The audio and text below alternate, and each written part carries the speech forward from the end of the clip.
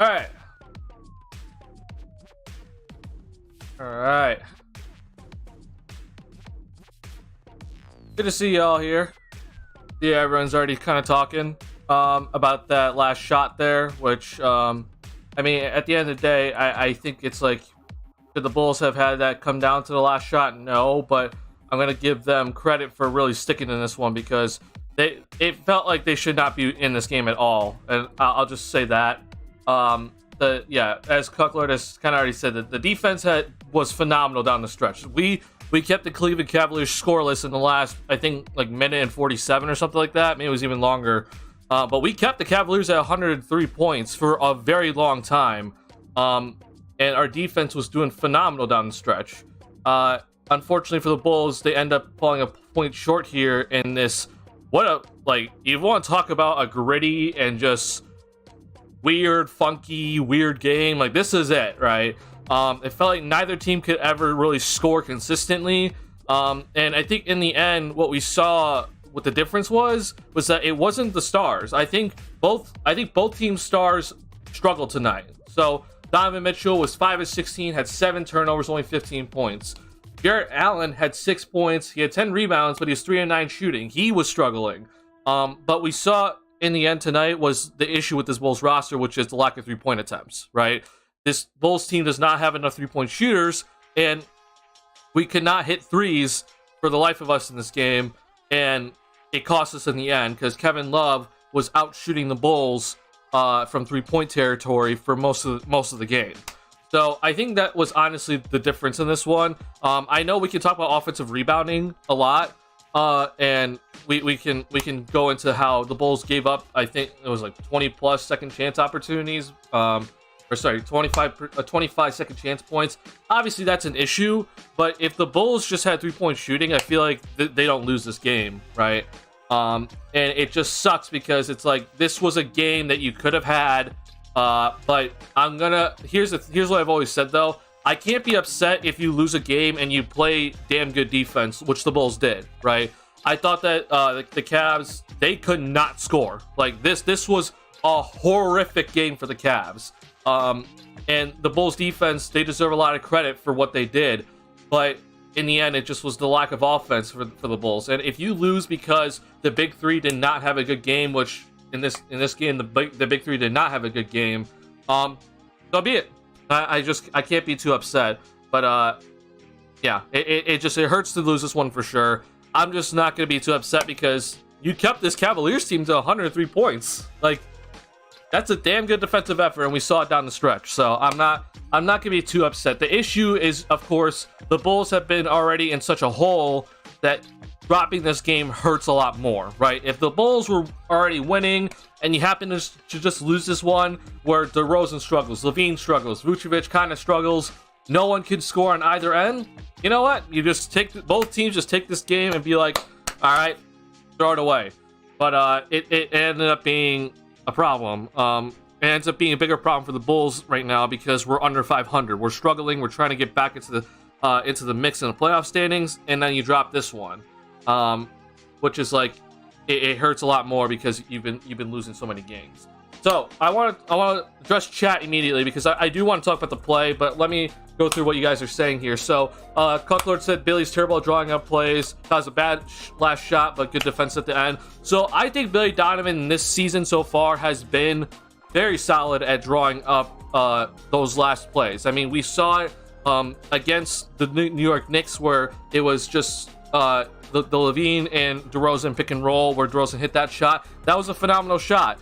Even in Atlanta Hawks game where Io made that game winner, I thought that was a well drawn out play. I thought DeRozan didn't execute it that well, and he made sure that the Bulls shot it so they had a chance to get the offensive rebound. In this scenario here, I'm even going to pull up something.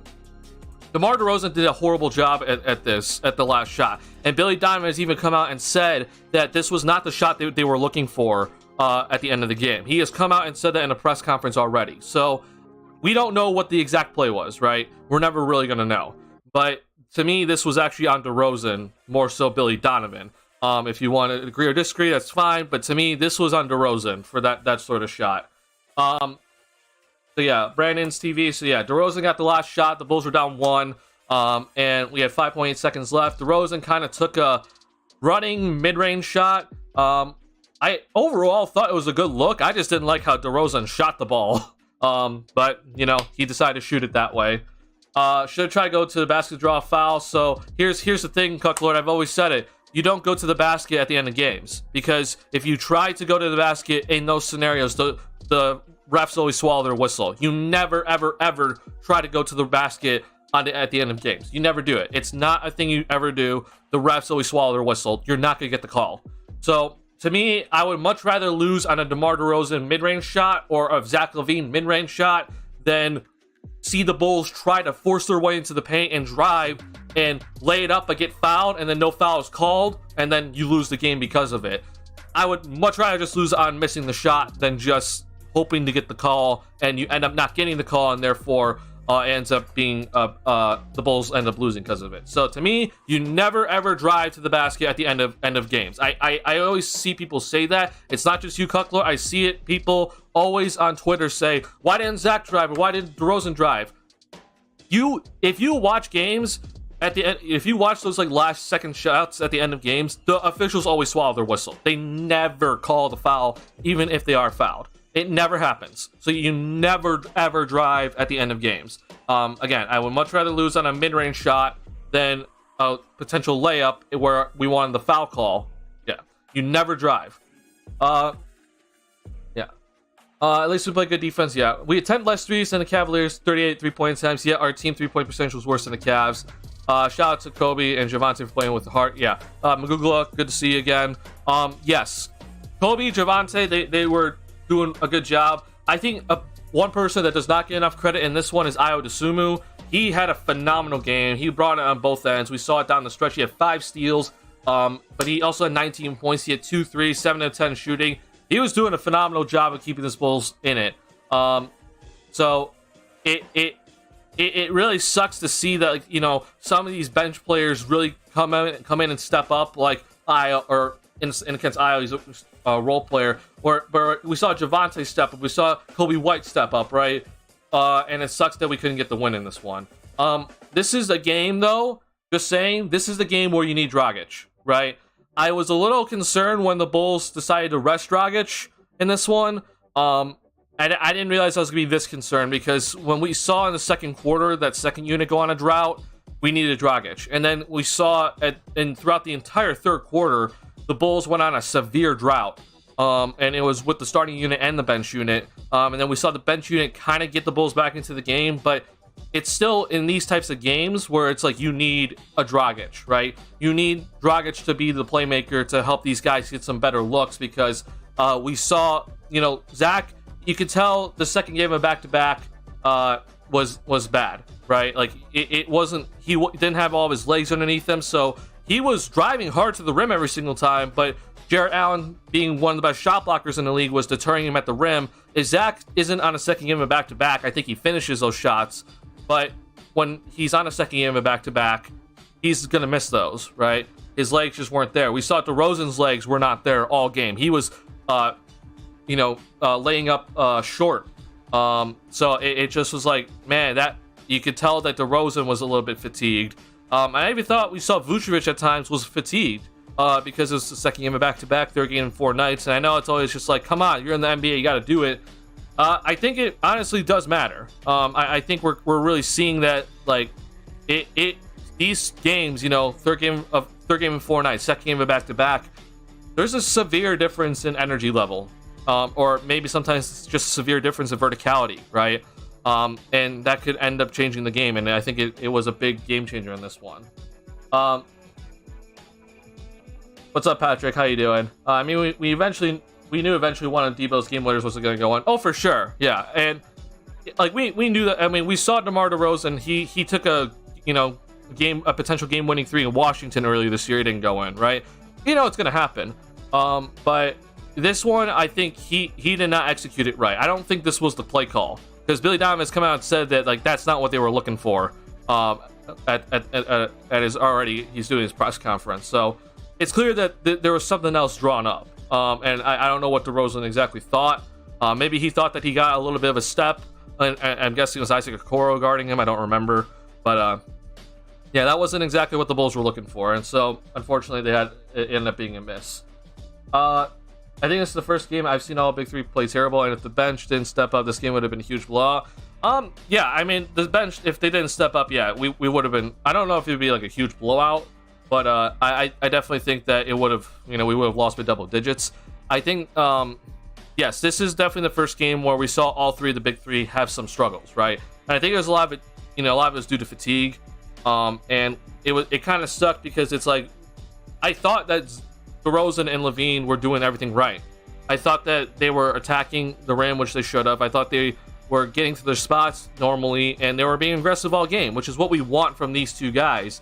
But again, tired legs, you could kind of see that some of these layups weren't going in. Some of these usual shots that DeRozan takes, they were short, right? And I think with Vucevic, we saw it mostly on his jump shot that like it was a lot of short threes from Vucevic tonight. He ends up going 0 for 4. And I don't know what it, like, you could kind of tell with Vucevic that he was also struggling, and he has Jarrett Allen on him. So like, I don't expect Vucevic to do too much in this game because Jarrett Allen is a phenomenal defender, and his shot blocking ability is a severe deterrence at the rim. So I think that really hurt the Bulls tonight, unfortunately. And again, this is the reason why I'm like, we could have used Dragic in this one. So yeah, Patrick, Dragic was resting tonight, and it seems like this was one of those games where I'm like, I need Dragic in there. And Derrick Jones Jr. did not get any playing time today. I thought maybe he could have also stepped in a little bit to give this team a little bit of a spark. Maybe a little bit better of a pick and roll option. But yeah, I mean, Dragic resting in this one, I think, was a huge problem at the end. Not only is he one of the Bulls' best three-point shooters, but when Zach and DeRozan cannot get it going, and they're not able to finish some of these shots that they're used to making, and we're seeing all of a sudden then the offense starts to bog down, you need a Dragic out there to kind of set the tone, get everyone in their sets and be the playmaker, because he's the other guy on this roster that I know can run the pick and roll effectively and also create his own shot off the dribble. And I know he can do it consistently, right? I think with Kobe, we know he can create his own shot. I just don't know if it's going to really go down. But Dragic, I know that he can create his own shot off the dribble and make the shot. I think the Bulls severely missed him in this one. So it sucks that this was the game the Bulls decided to rest him. I think that it ended up really hurting the Bulls in the end.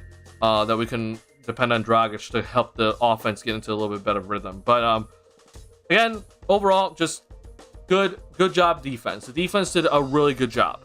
The defense did exactly what they needed to do. We saw the Bulls get down by double digits twice, and the defense stepped up and got the Bulls back into the game both times. So I can't be upset about that. And it's good to see that sort of defensive effort, especially in a game like this where neither team can score. And again, I honestly just think it comes down to three-point shooting. The Bulls made 7 threes on 21 attempts. The Cavaliers made 13 threes on 38 attempts. That's a 5-point difference in terms of three-point shooting. I understand the rebounding is a big issue. I did say the Bulls were supposed to win the rebounding battle in my Twitter feeds, but if you look at the rebounding battle, it was only a 6 rebound difference. Obviously, the big issue is the 15 offensive rebounds for the Cavs, and then 25 second chance points. I understand that's a big issue, but it's like, I don't know how much the Bulls can honestly do about that, because the Cavaliers are just bigger, right? And yes, there are times where it's like, Bulls, you gotta get that rebound, but like, I don't think it was a lack of effort on the board tonight. Honestly, I thought everybody was rebounding, but in the end, it's like, if you're facing a team that like the Cleveland Cavaliers, where they have, all this length, like they're gonna beat you on the boards, and it ended up being the case, right? So I don't know. I really don't know what to really say about this. Like, again, this is a team issue. This is a personnel issue, right? But yeah, this was not good on the defensive glass. But again, the Bulls end up with 48 rebounds to the Cavs 54. So it's pretty even at the end of the day. Offensive rebound has been a struggle. Oh, for sure. Yeah. I mean, this has been a struggle the past 5 games for the Bulls now. And I think that's where it's like it's becoming a trend. If this is one game, it's one game. But if it's becoming a trend now, then it's a serious issue. Though that DeMar waited a bit too long after catching the initial pass. I don't know if that was necessarily the case. Again, I'm gonna watch it again.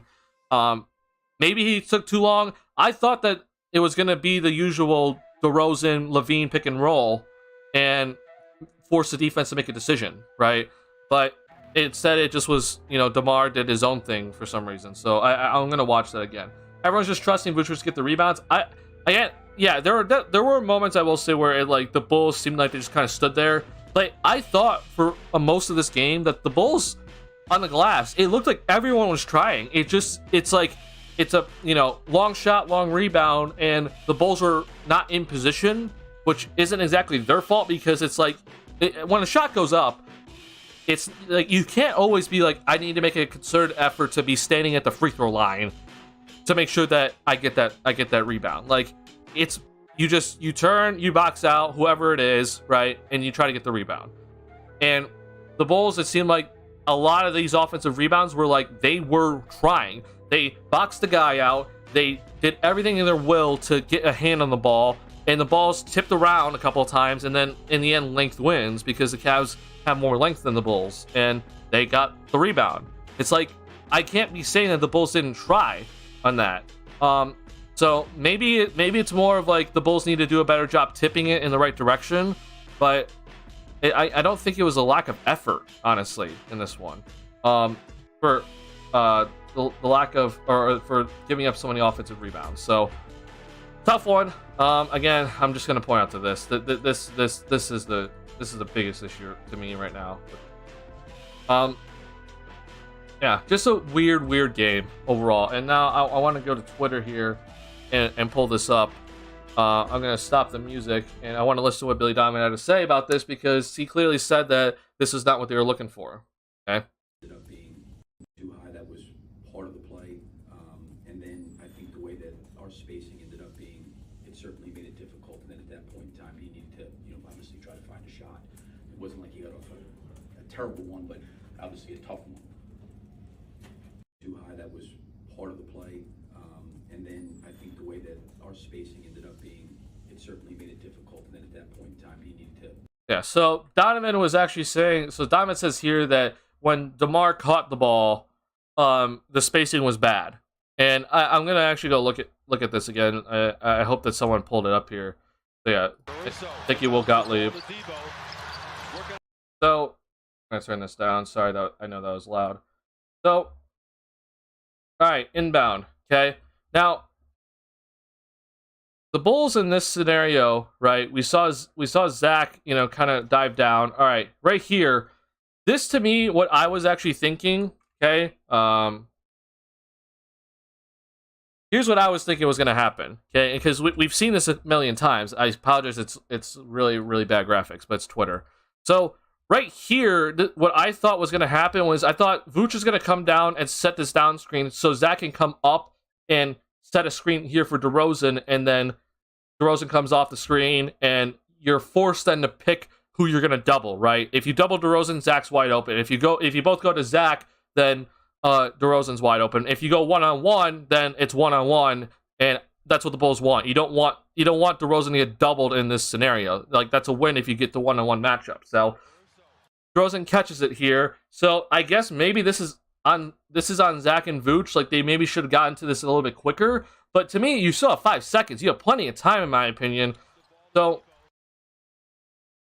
this actually looks like that it was just a simple pin down, and Zach's just supposed to come on up here and just be available for DeRozan. I don't know exactly what was supposed to happen. Billy Donovan has not exactly said what the exact play was supposed to be. So I'm just kind of guessing here.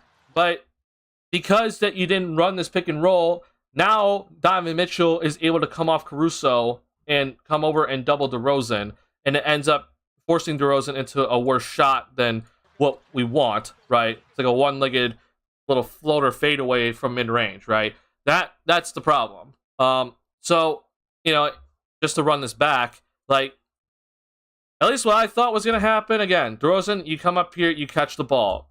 Vooch come down, set the down screen for Zach to come on up, and then Zach comes over and sets the screen for DeRozan to come off of. DeRozan goes this way. Zach, stays here or fades, right? And then you should have a one-on-one with either DeRozan having the ball one-on-one. If both go to DeRozan, then Zach would be legit right here, wide open, okay? If both go to Zach, then DeRozan's wide open. If it's a one-on-one matchup, you won. Like you want the one-on-one shot. You don't want the double team to come over to DeRozan and force him to take a worse shot, right? So there's that. Now the other thing, maybe that wasn't the play. So it looks like at least what Zach and Vooch did, that Vooch came down, set the down screen. Zach came up and flashed up to the top of the key here, but he wasn't intent on setting a screen. So DeRozan catches the ball, okay? And, right, so here comes Zach. There's the down screen, okay? And it doesn't look like Zach is trying to set a screen for him. Now, if you're Caruso, your job here, after you inbounded the ball, like, you gotta clear, okay? Like, Caruso needs to get out of here quickly. And I know it's all happening so quickly here, so I can't blame him too much. But because Caruso's here, when DeRozan decides to go to make his move, Mitchell's able to come over and double team. So now all of a sudden you got two on Mitchell, and because Vooch is standing in the paint and Caruso's standing in the paint, you got two guys in the paint here. You're able to see that the Cavs are basically loading up once Donovan Mitchell leaves Caruso. So the Cavs have loaded up the paint here. No pass to the paint available. Zach is being guarded by Isaac Okoro, and he's moving over here, but again, he's not exactly open. So now it results in DeRozan having to force this sort of shot here. And again, you want to shoot this, like, if you have the time, you want to shoot this with around 2 seconds left to go. Because if you miss it, right here when the ball hits the rim and bounces off, there's still a second left in the shot clock. You want to have that opportunity to potentially get that offensive rebound and put it back up and in, right? So I think DeRozan in the end actually probably did the right decision to just chuck it up there. Even though he was being double teamed. Unfortunately, Cedi Osman, or the ball just went to Cedi Osman. Caruso tried to fight for the offensive rebound. It's GG at that point. So yeah, I don't know. Just kind of sucks. Again, I've been saying these sideline out of bounds plays for Billy Donovan. I've said that he's done a good job this season with them. I had no issue with the one against the Atlanta Hawks. I thought DeRozan messed up the shot there, but again, you shoot it early so you can get the offensive rebound, which Io did, and he put it in. The one against the Knicks, I thought Billy Donovan did a great job with that one, and it's the DeRozan Levine pick and roll that we've all been which I thought was going to happen in this one. It did not happen. So I don't know why we didn't go to that tonight. In this one, Donovan said the spacing was incorrect. I don't know exactly what the exact play was. But I will say this, what was good about this is that you have DeRozan up here catching it, which is exactly what you want. And Vucevic setting this down screen already forces them into the paint, right? You want Vooch to be in the paint here because you have the chance for the offensive rebound, right? You don't want Vucevic standing out in the corner in this scenario because you want to have a chance to get the offensive rebound, potentially put it back up and in. I like this here. I like this down screen for Zach to come on up here. I just don't know what was supposed to happen after this, right? So after that down screen is set, right? DeRozan catches it. Here comes the down screen, right? I don't know what was supposed to happen. DeRozan decides to do this. Billy Donovan said this is not what they were looking for, and it ends up being this shot in the end, unfortunately. So I can't speak for Billy Donovan. I can't speak for the players. Just it's clear that this was not the intent. So it is a little bit upsetting to see that this game end like this. If we executed it well and we just missed a shot, I would not be upset at all. But it does make this a little bit harder to swallow because you did not execute the last possession the way that you wanted to. Also, the Bulls did have another timeout remaining, so I don't think that you're not supposed to take that timeout. Obviously, if you can inbound it, but yeah, I don't know, just odd. Unfortunately, yeah, right here, Caruso, he does his job. He kind of sprints, but to me, he's got to clear out as quickly as possible here. If DeRozan's actually planning on going this way, so I don't know, just odd. Again, I would have liked to see off the Vooch pin down, Zach come up here and then come over here and set the screen for DeRozan to come off of. But that's just what I would do. Yeah, not too sure, honestly. I'm honestly a little bit confused. So it's all right. Sucks to lose this one, but we can't be too upset at the end of the day. Bulls did a good thing. He did the same thing where he jumped off 1 foot like last year. So that shot, which again I thought that was a good play by Billy Donovan when DeRozan missed that shot against the Knicks. Okay, and we can, maybe I could pull it up here, but DeRozan missed game winner versus. So yeah, everyone's gonna say airballed it, but like here's what I like this play. Okay, so we have 4.8 seconds here, so you have to do this a little bit quicker. So automatically what I'm looking at here is the misdirection. Okay, so DeRozan comes over here, it looks like he's gonna come off. So Vucevic is setting this little cross screen for Cruz to come off over. This occupies both these defenders, right? Neither Randall, whoever the hell is behind Caruso, is looking at DeRozan, right? So you have a one-on-one right now between DeRozan and Fournier. So if DeRozan can come up here immediately and catch this one-on-one, which is exactly what you want. You have Lonzo, who started out here. He's going to run all the way over here to occupy Derrick Rose, okay? Derrick Rose is now worried about Lonzo potentially going to, potentially being in the corner for an open three. So you've done your job right here, right? You occupy Mitchell Robinson, Julius Randle, and Derrick Rose. All three of these guys are out of this play, right? The only way the Knicks can double team this play is if you come off of Zach and you double team DeRozan, right? And if you do that, then Zach LaVine's wide open, and that's what the Bulls want in the end, right? So this to me, again, this is exactly what you want. Like, I think sometimes, we think that the sideline out of bounds is supposed to be like, oh, they end up getting an open look. But right now, at the game at the end of the line, you want a one-on-one matchup between your best player and then the defender, right? You don't want your best player to get double teamed. You want them taking the last shot. So in this case, you have your two best players, DeRozan and LaVine. DeRozan's the first option. If DeRozan gets doubled here, then your second best player here, LaVine, is going to be wide open, okay? So, again, Billy Donovan did a good job on this play. Like, you can't be upset about this. So, it's a handoff, it's a fake handoff, right? So, this is up to DeRozan at this point. DeRozan has the opportunity to just hand this off to LaVine, which would be totally fine, or he could take this himself. And he decides to take it himself, and which is, again, that's okay. And you see here, he has a step on RJ Barrett. And you're seeing no one is within 10 feet of DeMar DeRozan, or however big this is, right? Mitchell Robinson cannot come up here and double team. And Evan Fournier can't come over here and double team because Zach's fading all the way over here. You have to stay on Zach, right? It's a one-on-one shot against Mitchell Robinson. He just missed it, okay? So you can't be upset about this either. And I don't know what it, so this one, again, to me, that was executed perfectly. DeRozan just missed a shot. And this one, I'm trying to figure out, because Donovan said that this isn't what they wanted. I'm trying to figure out what happens after this, right? Was DeRozan supposed to go this way, right? Maybe he was supposed to go this way. Who knows? But instead, we see the down screen from Vooch. Zach comes up here. I thought it was going to be the DeRozan-LaVine pick and roll. And DeRozan goes baseline and throws up that and then he gets double teamed from Mitchell because of Caruso being there. You know what? It's unfortunate. So I really don't know. But here's the thing I will say. I do trust the Bulls a lot better at the end of games right now, especially in these silent out of bounds plays where we call the timeout and have to draw up a play for like 5 seconds or less. Like, I trust the Bulls to do a good job with it. So I'm not going to be too concerned, moving forward here, that it's like, oh God, the Bulls, I don't know what they did there. Do they know how to, are they 100% sure what to do at the end of games? yeah, they're gonna be just fine in my opinion.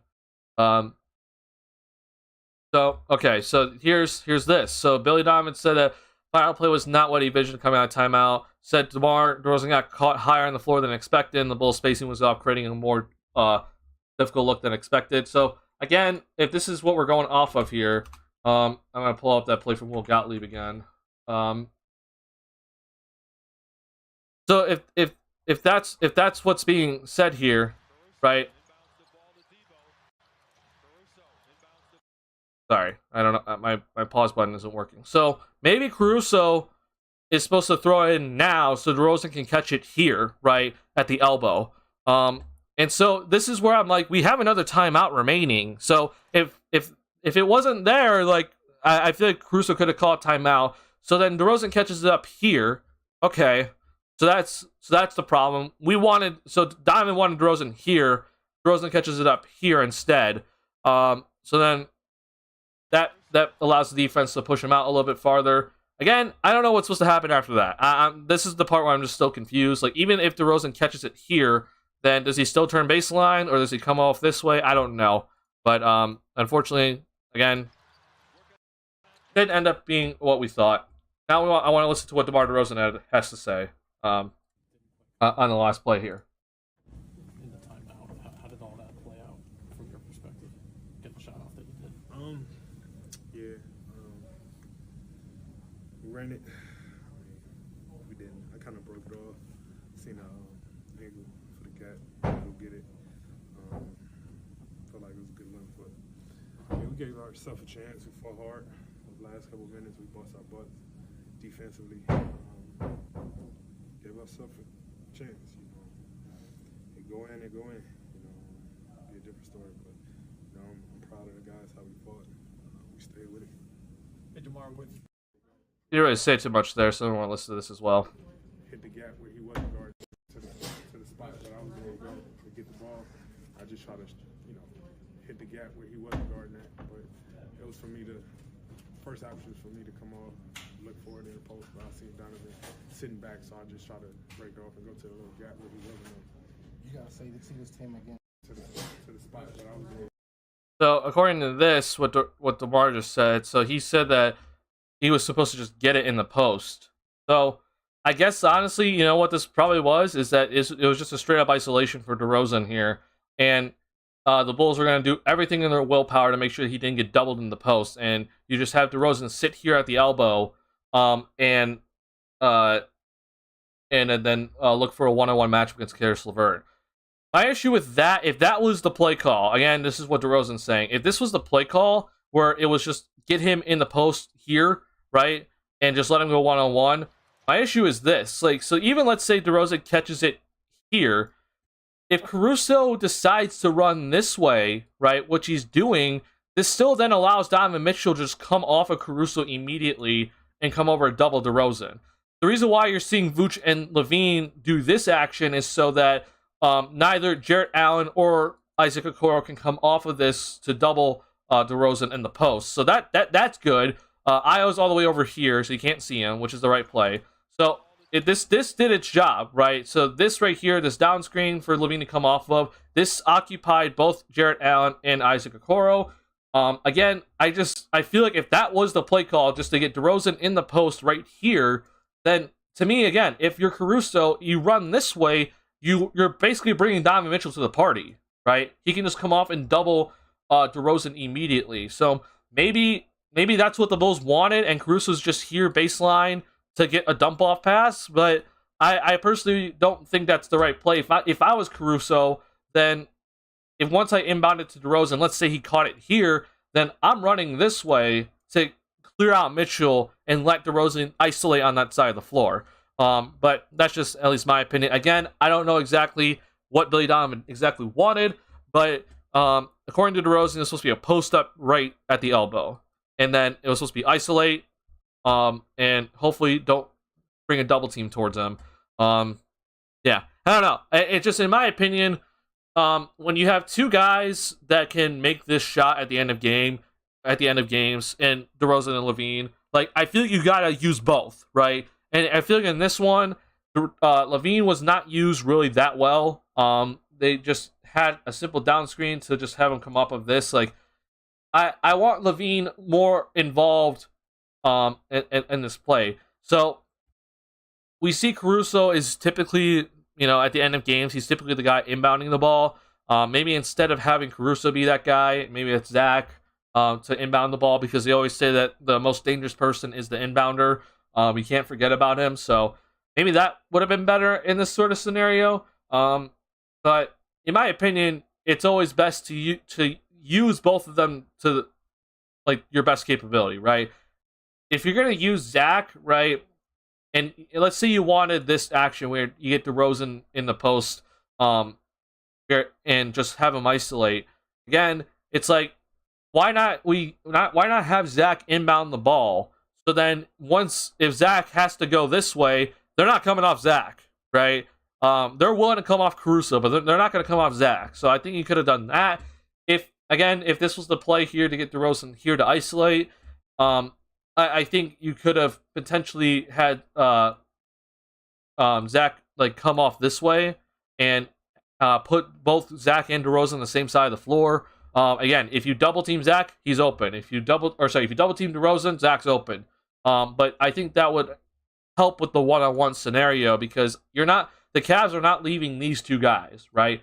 Like, if they leave either of these two guys, they've done a horrible job. Everyone should be fired the next day. So that's just the way I would do it. Again, I'm not the coach, but yeah, I'm gonna actually dock this one up, as some people have kind of said that this was not a good play by Donovan. Actually, I personally, if I was in charge of this, I don't mind this initial play here, right? Or you get DeRozan the ball here, but instead of just having Vooch set a down screen for Zach to come up here, I would have had Zach come up here and set a screen for DeRozan so he can come off of this.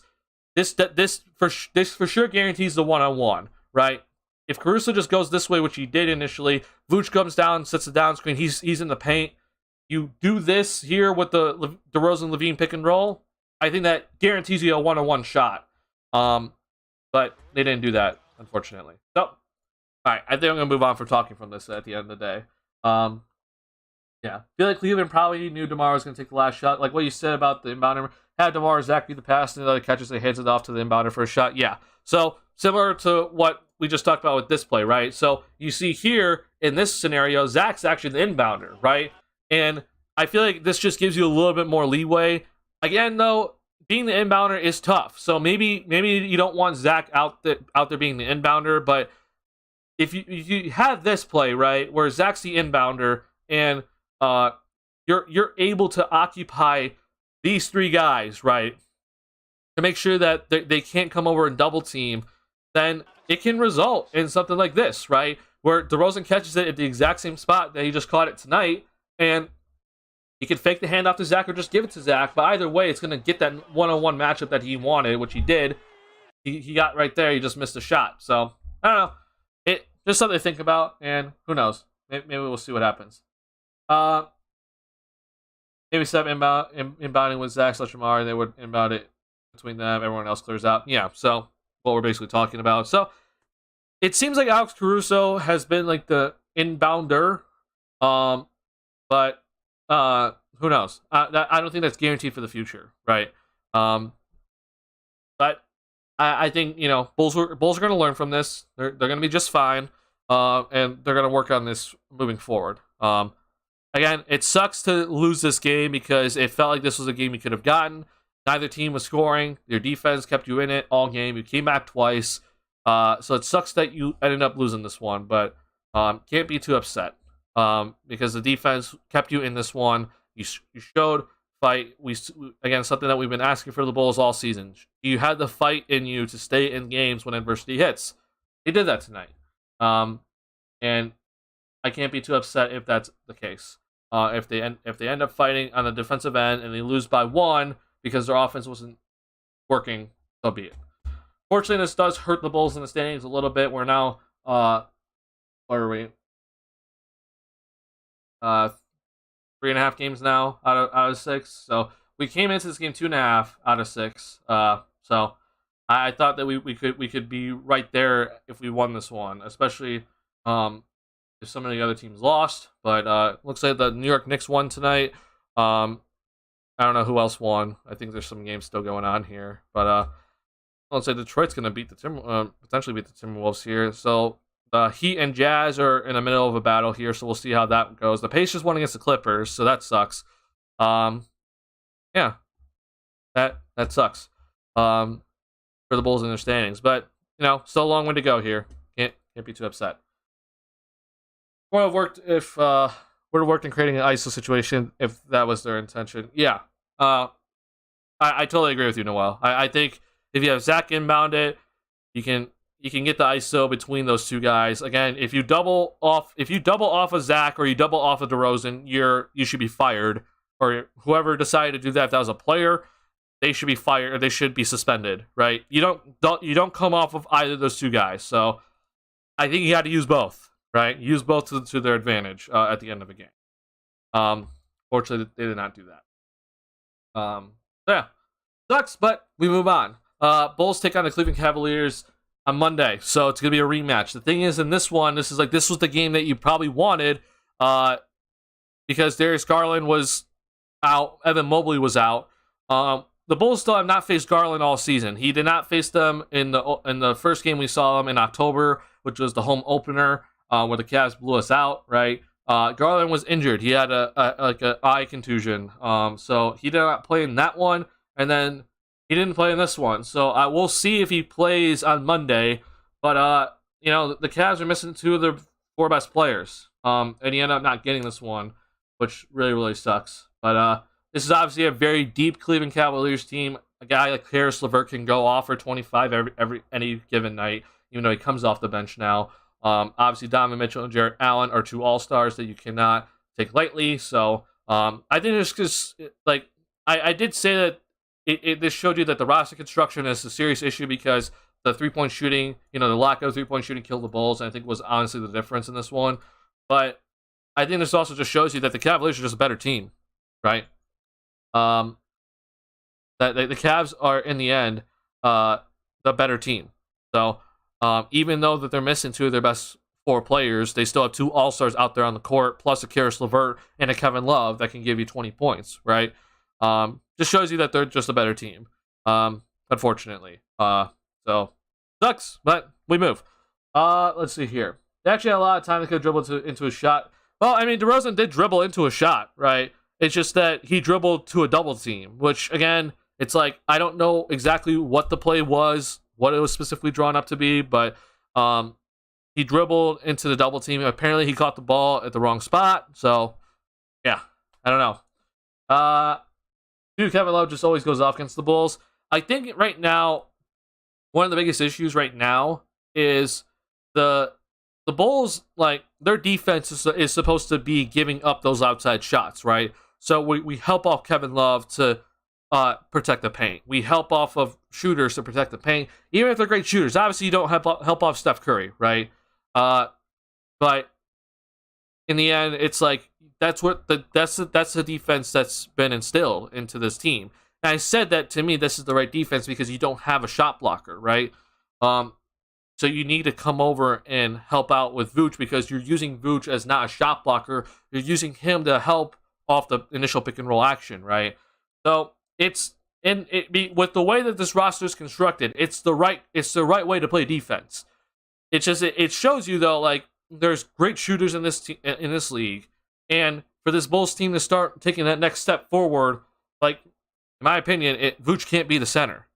Donovan has made a scheme to make sure that opposing teams can't just destroy us inside, right? And even though Vooch isn't a shot blocker, they're still protecting the paint. That's their main priority. If we have a better shot blocker or a better rim protector, right, we're not playing this defense. Instead, we're running teams off the 3-point line and forcing them into the paint because we have a guy that we can trust down there protecting the rim. So it just shows you that the scheme is supposed to give up these sort of shots, right? And again, I think it's the right scheme because of the personnel on this team. But if the Bulls just had a better rim protector, and I'm not blaming all this on Vooch, but if the Bulls had a better rim protector, we're looking at a different scheme, right? The Milwaukee Bucks, they actually changed their scheme this year, right? I said in my preseason video about the Bulls defense that the Milwaukee Bucks, what they did typically is that they would actually run, they would give up 3-point looks, right? They made sure to just protect the paint at all costs, no matter what, and it won them a championship. But this year, what we're seeing is that the Milwaukee Bucks defense has been run 3-point shooters off the 3-point line and force them into Giannis and Brook Lopez, right?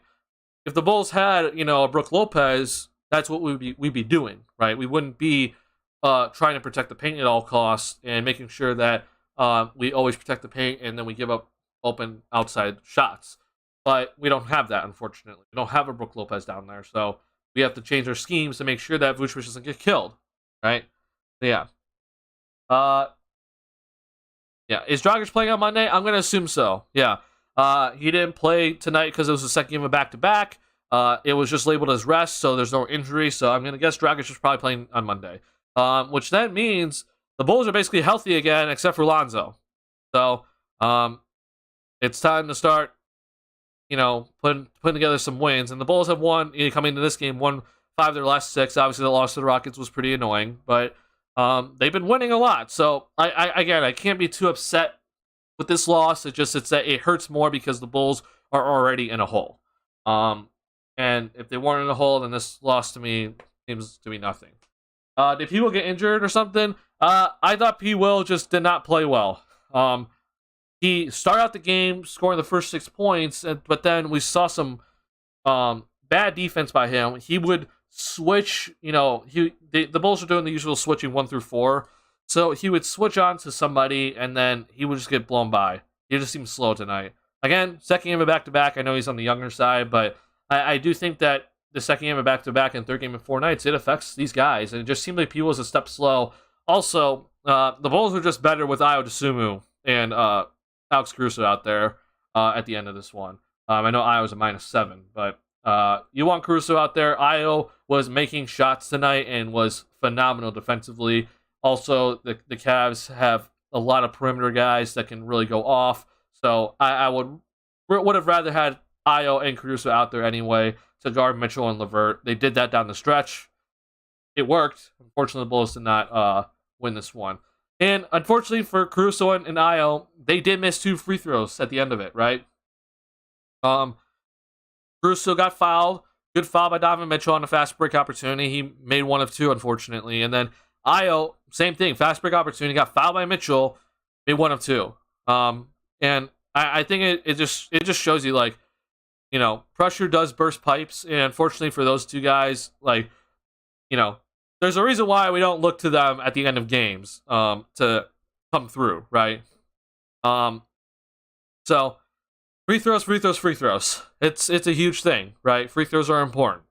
And Ayo and Caruso are typically reliable, but in the end, we saw Ayo miss 3 tonight. Caruso missed 1 that was huge tonight. So, yeah, just got to knock down these free throws. My headset just turned off or something. Sorry about that. I think we can still go on a bit of a run and make it into the postseason at 500. I mean, I believe, right now, Patrick, just going off of what the standings are, to me, the Bulls are right there. I mean, we're even with this loss tonight, we're tied with the Raptors. So right now, I think we have the tiebreaker for now, due to conference play, and the Bulls have won more games. Raptors and Bulls are 1-1 on the season, so tiebreaker wouldn't be there. But we're in the play-in for now, right? The Indiana Pacers, that are 20-17, they're 3 games over, right? We're 4 games under. Again, we're 3.5 games out of 6. To me, we're right there, in my opinion. Yeah, we're right here. So, I think it's very evident. These first 5 teams here, Celtics, Nets, Bucks, Cavaliers, 76ers, those are the contenders, right? And the Nets, they've won 11 straight, and they've won a lot of games recently. So, they've moved up into this, they're in the contender level spot. But Pacers, Knicks, Heat, Hawks, Bulls, Raptors, Wizards. That's going to be the dogfight, right? That's going to be the dogfight, and to figure out who's going to get that last playoff spot where we don't have to go through the play-in tournament. But I'm gonna say this right now. I believe the Bulls, at the very minimum, will be in a 10 seed or higher. I think we're making the play-in tournament if we don't get the 6 seed. So they'll have a chance to make the playoffs easily, right? So yeah, by no means we're out. We're by no means out. The Miami Heat are 18-18, stuck at 500. They're playing against the Utah Jazz tonight. It was a 6-point game heading into half. It's still that right now. So maybe the Heat also lose tonight and fall back under 500. So yeah, the Bulls are right there. We're not even at All-Star break. We're just ending December tonight. Happy New Year, by the way. So if the Bulls, once the New Year starts, if they, start playing better and start winning their months, right? If you just win your months, you're going to be fine. This Bulls team will be fine. Because honestly, I'm going to say this right now. As much as the Pacers have impressed me this year, I don't think they're staying at 20-17 or 3 games over 500. I think that we're going to see them start losing some games. And that's just going to give the Bulls team even more of an opportunity to start taking some games, right? Start winning against them. So, and moving up in the standings. So I hope that's the case, but we're going to really see. Trust me, once Lonzo comes back, we're going to be really good on defense. Adam, I really hate to say this. I mean, yes, if Lonzo was here, I do think that this team would be really good defensively. And this is with DeMar DeRozan and Zach LaVine and Vucevic on the roster.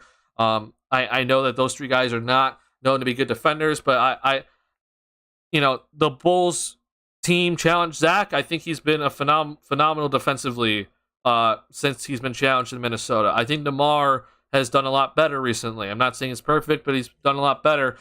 Obviously, if Lonzo's here, this team looks a lot better defensively. But I just don't think Lonzo's coming back this season. I said after he got that surgery in October that he's out until January at least. Because not only does he have to go through rehab, but then he has to start getting into game condition, which we know that he has not been in game condition since January. It's about to be a year, right? It's about to be a year since Lonzo Ball has gone out with that injury. And to me, I just don't see it. I really, at this point, I don't see him returning. Even if the Bulls make the playoffs and push their season into late April, potentially May, I don't see him coming back. This extremely sucks, in my opinion, because we're seeing this Bulls team that they're when they play right, that they're there, right? And when they play correctly, they're there, right? They're staying in games. They can hang with any team, right? There is no super team that we have to worry about right now. They can hang with these teams. Not saying they're better, but they can hang with them. And so missing Lonzo, it's like it hurts because role players sometimes are the difference. And Lonzo is like, that role player, but also, a very quality starter, right? So it's like missing Lonzo to me is like we're missing a few games, or we're losing a few games we should win, right? So far already through the season. So it sucks, but I think we have to actually start thinking about the long-term solution at point guard here, which I thought, coming into the season, I've been saying is Io. He obviously had a great game tonight, but he's been inconsistent all season. So I really don't know who the long-term solution is at point guard, because Lonzo's knee is currently not trustworthy. And again, we're coming up on a year here. The 2 surgeries, it's been a year. He went out January 15th. So we're almost there. He said they got back in court and playing fine now. No, that's not what he said. The report today was that he's starting light jogging and he's starting to move a little bit better and he's starting to shoot with a little bit of a jump in his leg. That to me sounds like he's just starting to get onto the basketball court. And you have to understand, just because we see him with the basketball does not mean that he's anywhere near game shape, right? There's a huge difference between, rehabbing and then once you're done rehabbing and making sure that whatever body part was injured and is back to full strength, then he has to get back into game shape. He has not played in any sort of professional basketball or any sort of in-game basketball for a year. It's been a year. So to me, once he is officially running and jumping at full strength with his knee, then it's going to take another probably 3 to 4 weeks for him to just get back into game shape, which then once he gets back on the court, he's going to be on a minutes restriction, right? To me, it's like, I'm not trusting Lonzo at all. Like, to me, the game plan from here on out is that Lonzo Ball is not returning. And I hate to say it, but we're already too deep into the season where I don't think we can rely on Lonzo Ball to give us starter level minutes at the point guard position, right? If he does play this season, it's going to be once he comes back, I guarantee it's going to be like a 15-minute minutes restriction. And that might last for 2 weeks, right? This is if he comes back, which again, that's a big if. There's no guarantee. There's no guarantee he's coming back. So if he comes back, it's a heavy minutes restriction. Then we have to make sure that he doesn't injure himself again, right? Once he gets back, so again, minutes restriction. When he does start to increase the minutes, right, we're not talking 30-plus minutes per game. We're talking in the 20s, low 20s, right? We're going to be heavily careful with him if he comes back. That's a big if. That's a humongous if and not a guarantee. So this update that we got today, right? Maybe Rob Schaefer has it, but it shows you, or whenever this update was. Where's Casey?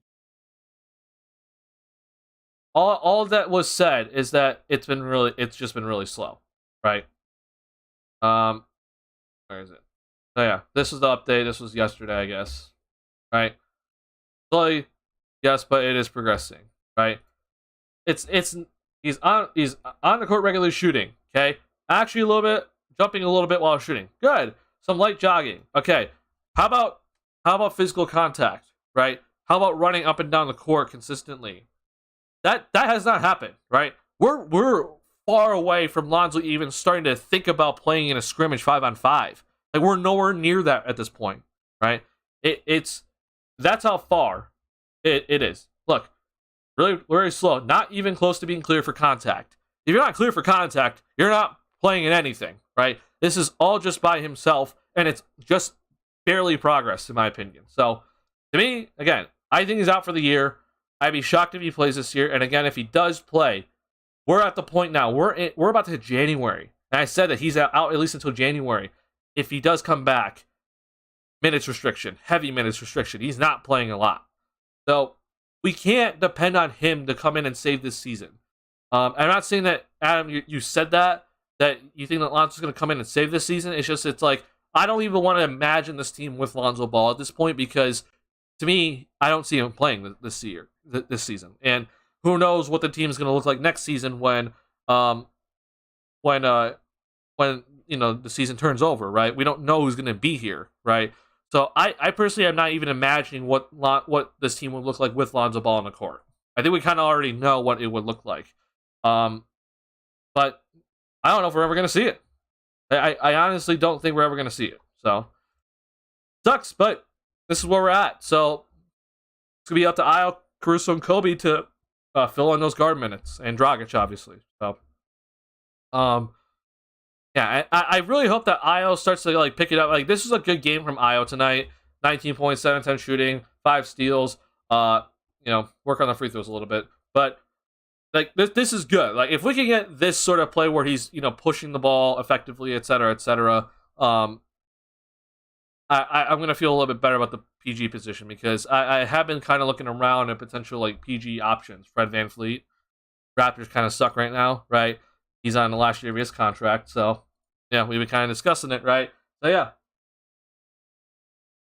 Oh, we need to hope that he doesn't hit another setback. Yeah, and who knows if that's ever gonna I am worried that the next update for Lonzo is gonna be setback. This is remember what happened last time with Lonzo, where he was progressing, right? After his first surgery, he was progressing and he was starting to do some stuff, and then all of a sudden the Bulls shut him down, right? We're starting to get back to that point where he was at, right, before he got shut down again. So, can he even get past this next part, which is getting cleared for contact, which is running up and down the court, which is jumping, And I just don't know at this point. That's the scary part. And I truly hope that it ends up fixing itself. But oh boy, man, I'm worried about Lonzo's career at this point. I am severely concerned about Lonzo's career. Who knows, man. Obviously, he's not going to retire. He's getting paid. He would still get paid if he does retire, but there's no reason for him to retire, even if he's having some issues. So, yeah. Here's my biggest fear also about this Lonzo situation, guys. We're about to see here, and I'm about to move into the Bulls salary cap stuff. So, Lonzo's not a free agent or potential free agent until this year. Okay, 2024, he has a player option. I'm going to tell you right now, he's accepting this player option because if he declined his player option, then he has to get a new contract, and there's no way in hell any team's going to pay him unless he plays all 82 games in this season in 2023. Okay, which is next season, obviously, and this is the Bulls salary cap for that season. But my biggest fear is this year. Okay, 2025, right? If Lonzo Ball is still having issues where he's playing less than half the season, or let's say he doesn't even play the rest of the season, next year he comes back at the start of the season, but then doesn't even play half the games, okay? Which I think is a legit possibility here. And then in this one, again, maybe he plays in half the games, or maybe a little bit more. Like, what are the Bulls going to do this year when he's up for a new contract, right? I don't know. And that's the part where it's like, I hope that we're not still dealing with this in 2025, but it's a legit possibility, unfortunately, because his issues have been here since the start of his career, right? He's had knee issues every single year. So if this is the case, then come 2025, like, I don't know what's going to happen. I hope he's healthy, but if he isn't healthy, Bulls are going to have to make a decision. It's going to be an awkward one to figure out what they're actually going to do with that. Like, do you bring him back? It's probably going to be like, the Bulls will probably want to do like a 1 year plus one where they have a team option on it. But like, Lonzo doesn't want that. Like, he at that point, he'd be like 28 years old. He probably, or 27, like he probably wants a big contract. But again, if you haven't played, you're not guaranteed that. So to me, I'd be like, I'll give you $20 million for 1 year guarantee, but then the next year, it's an option, right? Yeah. Biggest salary cap, you think we qualify for that season-ending injury cash, so maybe we can sign someone at the deadline. So, yeah, I've been looking into, like, how are the Bulls eligible for that? The thing is that some doctor or the Bulls have to file for that, right? And I've said this before. I don't think that the Bulls and Lonzo's camp, like, they're not in that big of contact. And I'm sure that they're talking, but think about this salty solution, right? If you're Lonzo Ball's camp, you want to make this be you don't want to tell them like, oh, there's probably no way we're coming back this year, right? Because then all of a sudden what's going to start happening is they're going to start questioning, can he even play again for his career? And then again, if you're Lonzo Ball's camp, you want to try to make sure that he's still continuing to play and getting paid for future years, right? If you're Lonzo Ball's camp, you don't want to tell the Bulls front office that, hey, Lonzo is probably not going to come back this season, okay? The Bulls front office is like probably trying to figure out if he will or will not, but they don't know. And if we apply for this without that knowledge, the league is just going to deny it, because we saw it last year, right? We tried to get it last year with Patrick Williams when he went out with his wrist injury. The league denied it. Obviously, Patrick Williams returned, but the league denied our offer, okay? So I just expect right now for that offer to be declined, especially when we don't know what's happening, right? So if that's the case, then I don't see us getting that, because if that actually comes into play where it's like season-ending, the season-ending injury cash, then I think Lonzo's career is in jeopardy.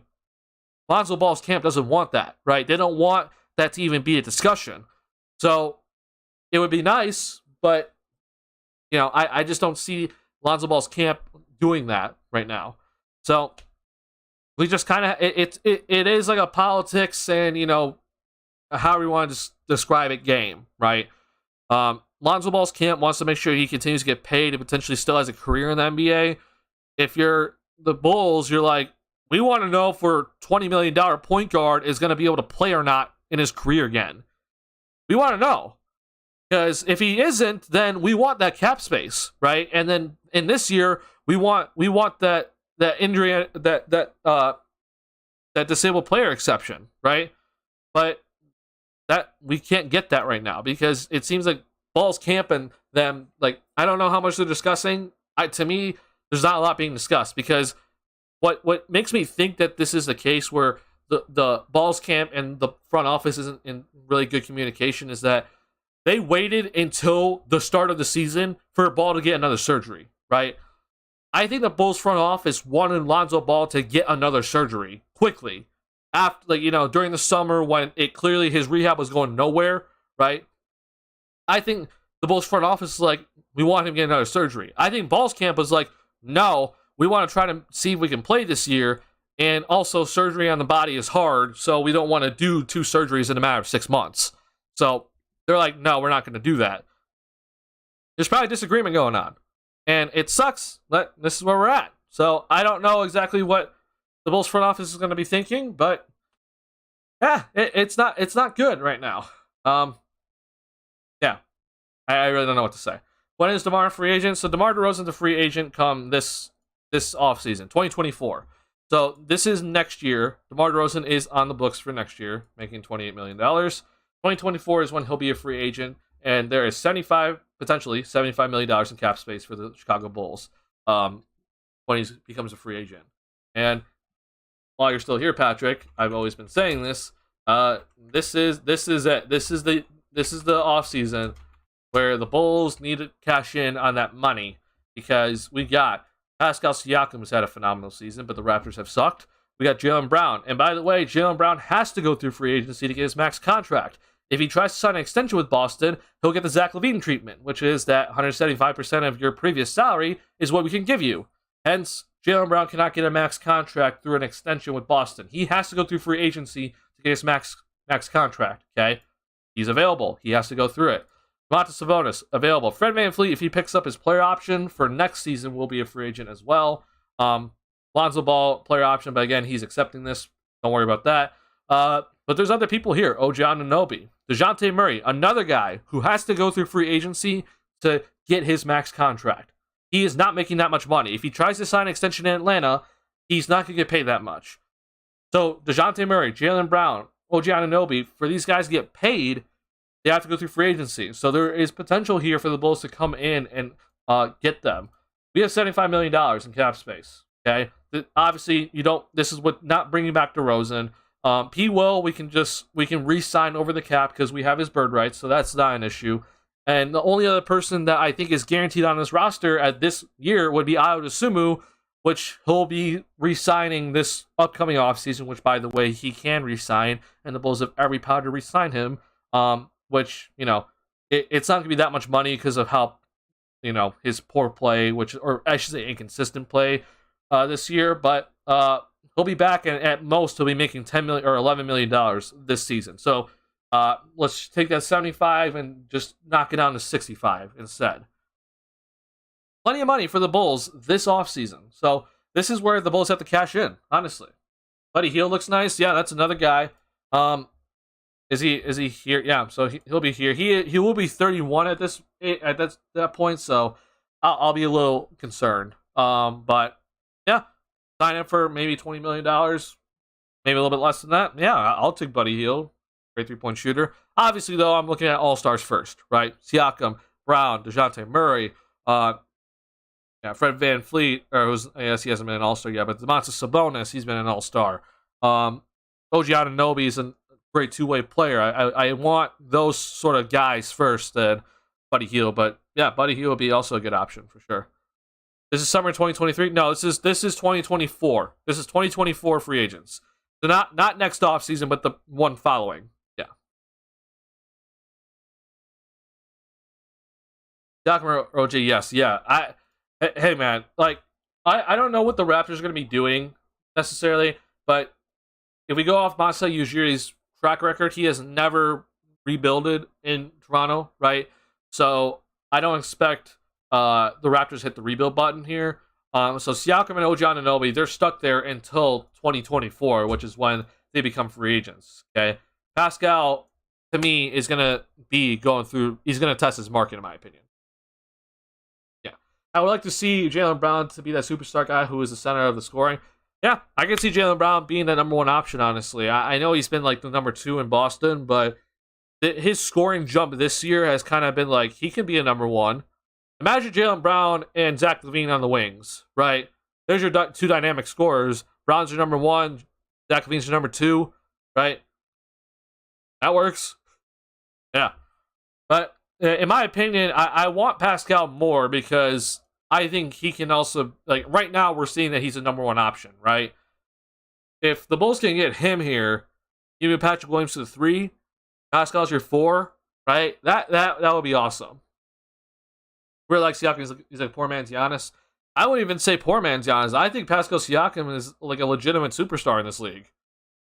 Obviously, this year, like, I say superstar, but then, the Raptors suck right now. But I think the Raptors, it's more about their team, their roster construction than Siakam himself.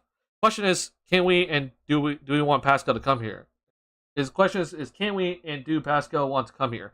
So yeah, obviously, this is you have to try to make this place convincing, right? Which is the reason why, again, I've been saying I don't want to rebuild. I think if you rebuild, all these potential options gone, right? No one's coming to a rebuilding situation. But if Patrick Williams, for example, let's say Patrick Williams starts to develop himself, right? He develops into a better player. All of a sudden, then you got Zach here, obviously an all-star. If Lonzo, for God's sake, is healthy, that would also help, but who knows? But if you have Zach here and P. Will's on the rise, you got other supporting cast members in Alex Caruso. Hopefully Dalen Terry is a little bit of a better player at that point. And all of a sudden, then maybe, again, it matters about the 2023 season that the Bulls have, or 2023-2024 season, but we have to be a winning team for any of these guys to even start considering, right? And the reason why I think this is huge, again, Pascal, he can re-sign in Toronto and get his max. So maybe he's off the table, but Jaylen Brown, he has to go through free agency, okay? He has to go through free agency to get his money, okay? So you're never going to see Jaylen Brown sign an extension in Boston. I'm telling you that right now, okay? Jaylen Brown will not sign an extension in Boston. That does not mean he'll go back, that does not mean that he won't go back to Boston, but he has to sign an extension, he has to go through free agency to get his max money, okay? If you're wondering why Zach LaVine had to go through free agency to get his max, it's the same reason, okay? Jaylen Brown is not on a very big contract, so whenever you offer him an extension to that player, it's only 175% of their previous salary. Jaylen Brown, if you want to look at his contract, he's not making that much money, okay? For at least, a guy like his caliber, okay? So, I want spot track, sorry. Here. So, Jaylen Brown is making $28 million his final season in Boston, okay? Again, that's not 30 plus, that's not anywhere near the max, right? So, he has to go through free agency to get that max contract, right? Now, he might be willing to take a little bit less, but if he really wants that max deal, he has to go through free agency, okay? He can get the most money by going through free agency, okay? I want that to be very, very clear to everybody. Jaylen Brown will be under restricted free agency or unrestricted free agency. Jaylen Brown, in this offseason, you can see right here, he will be an unrestricted free agent, which means he has all the power and where he can go, right? So he can choose where he wants to go. Obviously, Boston is a fantastic spot, right? I expect Boston to be, still contending for a title at this point, right? But we still should try to make this offer. Okay, I'm not saying we're gonna get him. I'm not saying we're getting him. I'm just saying that we need to try. But let's say we can't get him. Another guy not making a lot of money, and if Lonzo Ball, for God's sake, is never gonna be healthy, DeJounte Murray. By the way, he grew up with Zach in Seattle, Washington. Just Washington. He's not getting paid a lot. This is a guy with an all-star. He's an all-star. He's been a one-time all-star. All defensive teams, right? Obviously, in Atlanta, he's been kind of relegated to be the 2-guard, but he can very clearly run the point guard position. Him and Zach are friends. You want to look at DeJounte Murray's contract, again, it is very small. for a guy that is an all-star. Look, not much money. He will not be signing an extension in Atlanta. He will have to go through free agency to get the most money.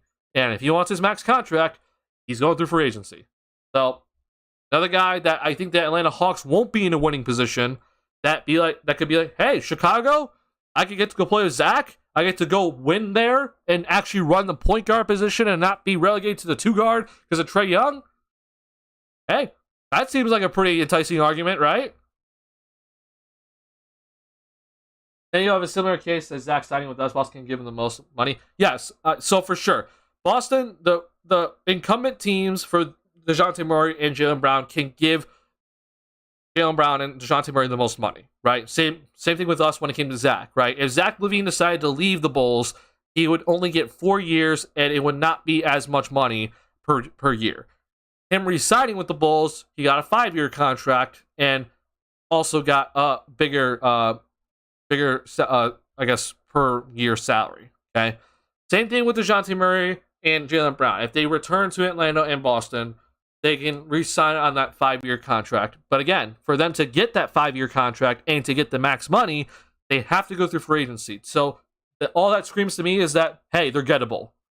And what do the Bulls have in 2024? They have money, right? A max free agent like Jaylen Brown and DeJounte Murray should be around $40 million. Okay? Maybe a little bit more than that. So I said that if at most Ayo Dosunmu will be re-signed to about $11 million this offseason, okay? So this is it. That's all that will be on the books. And again, I think Ayo's contract is going to be lower than $11 million with the way that he's played this season. So if that's the case, the Bulls are looking at about $70 million in cap space. Again, you don't bring back DeRozan. Patrick Williams, you can re-sign once you get the free agents to come here. So don't worry about him. He'll be back. Okay? You can re-sign him because of his bird rights and go over the salary cap because of his bird rights. So we have every ability to re-sign him. But then you got to build the rest of the roster, obviously. Mid-level exception, biennial exception, whatever. Trades. Figure it out. Re-sign Patrick Williams. Then, figure out, obviously the rest of it. But then all of a sudden, if you can get one of these guys, I think we're looking at a very big contending team moving forward with the Bulls. I know I brought this up, and I'm just going to bring this up one last time. I've been saying that since AK and Mark Eversley have come here, that this sort of core of LaVine, DeRozan, Vucevic, I don't think that they've been invested into this core. Now, you could disagree with me, but to me, they have not invested a lot into that core, okay? Because to me, if they invested fully into LaVine, DeRozan, and Vucevic, Patrick Williams is traded at this point. Kobe White's gone at this point. You probably trade the Portland pick at this point. You probably trade last year's pick, right? During the draft. Okay, to me that would be full on investing into the LaVine, DeRozan, Vucevic core. To me, they brought in Vucevic and DeRozan to get this team moving, right? Because if you just sit there and just hopefully re-sign Zach, which again is not a guarantee, and if you don't get DeRozan and Vucevic, I swear to God, you probably don't re-sign Zach, right? If you sit there and don't get any of these guys, then we're just waiting and waiting and waiting for some of these guys to hopefully develop. I think that the Bulls front office is more fully invested into LaVine, Lonzo, and P. Will. Now, with Lonzo Ball being injured, I think that it has, kind of messed up their plans a little bit because we might be looking for a new point guard. But either way, we're looking at LaVine and P. Will as, the core pieces. Not saying that's it, right? I'm not saying that's who they're playing to build a team fully around. But those are the pieces that are going to be here, in my opinion, long term. The Vucevic trade, yes, we traded 2 first-round picks for him, but after this season, where Vucevic's contract is up, well, the picks that we need to give to Orlando is done. Okay? Obviously, if the Bulls, are not in the top 4 this year. But those picks are through, they're in Orlando, okay? The Vucevic trade is officially over at that point. DeRozan, we signed a 3-year contract. We traded a 2025 pick for him, but that's it, right? We didn't trade anything else, okay? And DeRozan is going to become a free agent when this offseason, where there's a bunch of free agents, all-star free agents, right, that are available, okay? So to me, the Bulls were not invested in DeRozan and Vucevic. They got them here to move this team forward. That does not mean that DeRozan's going to be officially gone at this point. It just means that I don't think he's looked as a core piece, okay? I don't think they look at him as a guy that they're going to be building a championship squad around. I think it's LaVine, Will, and Lonzo, okay? Those are the three guys on the current roster that they're like, these are the guys we're rolling with. Obviously, then we want to add someone else to the core, okay? A Siakam, a Jaylen Brown, a DeJounte Murray. Who else? Figure it out. But that's the core that they're going to be trying to win with at most. Because Lonzo Ball this season, if he was playing, he's 25 years old. Zach's 27, P. Will's 21, okay? Come 2024, Zach's 29, Lonzo's 27, P. Will's 23. We're looking at guys either in the middle of their prime or just entering their prime, which in this case, that would be P. Will, okay? DeRozan would be 35 at this point and probably heading into his twilight years of his career, okay? So that's where it's like this Bulls team is moving forward with a different core, right? It's no longer DeRozan and Vucevic part of the core. It would be LaVine, P. Will, Lonzo, and whoever else they add, okay? So this is the idea. I think what the front office is try to build. Not saying this is exactly what they're thinking, but it's just, to me, this is what I've been seeing. And because they did not, trade P. Will for Jeremy Grant at last year's trade deadline, or trade P. Will for anybody at last year's trade deadline, I feel like this is where we're heading. Obviously, though, we got to stay relevant until we get to 2024. And then obviously we have to come through with that, right? There's no guarantee that all of this works out, but it's a damn good plan, right? And if we don't get a free agent, I still think we're still in a good position, right? We'll still have money for the next offseason. We'll still be drafting guys no matter what, okay? We're always looking to develop guys like Io, Dalen Terry, P. Will. Even though we're trying to win, we're going to still look to be developing these guys. So it's just keep this in mind as this Bulls season moves forward, as the trade deadline comes up, because I really think that Vucevic is probably getting traded at this year's trade deadline, because I think Vucevic is gone personally. I don't see him re-signing. If he resigns, I'd be very surprised if the Bulls don't trade him. But I think the Bulls are going to move him to get something in return for him before he, in my opinion, inevitably leaves this team. So we'll see what they do. If we trade DeMar and /or Vooch this deadline, what will we do this offseason? What we'll be doing is adding more pieces to the puzzle, right? So 2023. So by the way, if we trade DeRozan, the Bulls all of a sudden they have like $40 million in cap space for this upcoming offseason. So if we don't do anything, the Bulls have $11 million in cap space. This is not re-signing Vooch, not re-signing Kobe or anybody else, okay? Obviously with Io, we'll re-sign him, but don't worry about him. We can re-sign him over the cap, so that doesn't matter. If we trade DeRozan, all of a sudden this $11 million jumps up to 40, okay? So all of a sudden, then I'm like, hey, if Miles Turner doesn't sign an extension in Indiana, I want him. I'm not saying this becomes our new core. It just, these are supporting cast pieces that can help this team a lot, right? Miles Turner. Another guy that I've been kind of watching this season is Kyle Kuzma. Kuzma has been playing pretty well, right? And I guarantee you he's going to be a free agent this offseason. So $13 million is not a lot for Kuzma. He's declining that option. He'll be a free agent, right? And you just add a little bit more pieces to the puzzle, a little bit more supporting cast, three-point shooting, right? Guys that can actually shoot the three ball. That'd help a lot. So yeah, just we'll be adding better supporting cast players, in my opinion, because we're not getting James Harden, we're not going after Kyrie Irving, and there isn't really anybody else in this free agency class that would be like, oh, that's an all-star that we need to go get, right?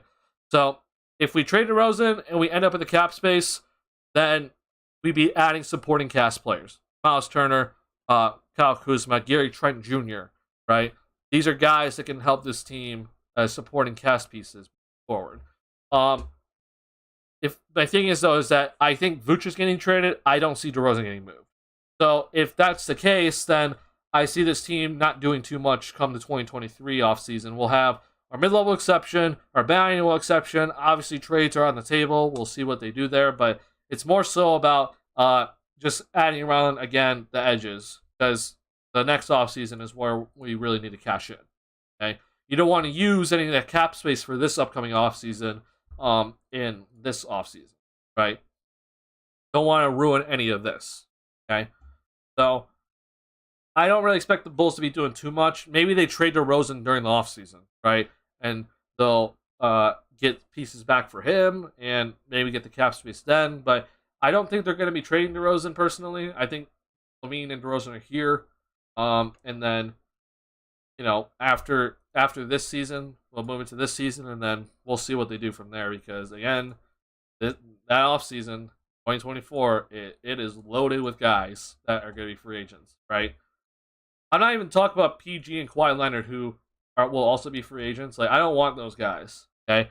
I want guys that are like a Pascal. I want Jaylen Brown, guys a little bit more on the younger side that can also trust with their health. They'd be good ads, in my opinion, for this team. You think Brooklyn will re-sign Kyrie? Where will he end up? I don't know what Brooklyn's going to do, honestly. Because, it sounded like they were all out. Like, they were just like, screw this team. We're going to trade KD. We're just going to let Kyrie's contract go out. All of a sudden, you fire Steve Nash, who I called for his firing, because Steve Nash is not a good coach, if you have not known. And all of a sudden, they're on a 11-game winning streak, right? I don't know, man. I honestly don't know what Brooklyn's going to do. My only thinking is that they're probably going to keep KD, because I don't even know what KD is even thinking about Kyrie at this point. Like, we'll see. But KD's locked up with them. He signed an extension there, so he's there. I think they're going to keep KD and then look to build around the edges. Brooklyn's in a really weird spot, unfortunately for them, because like they're like heavy into the tax, I believe. Yeah. I don't know what they're exactly going to be thinking of doing, but this is their roster for next year. Yeah, I don't know. Yeah, a lot of free agents, so maybe they'll be looking to trade some guys. Maybe they actually do trade Kyrie. Maybe it's a sign and trade deal to the Lakers or something. But I don't think they're going to bring back Kyrie. I think they're going to be moving forward with KD, Ben Simmons, and Nick Claxton, but then figure out the rest along the way. So, yeah, it'll be interesting to see. I don't know how long Kyrie has in the NBA. I think he might be honestly looking to retire. But if he's winning, right, that might change his mind.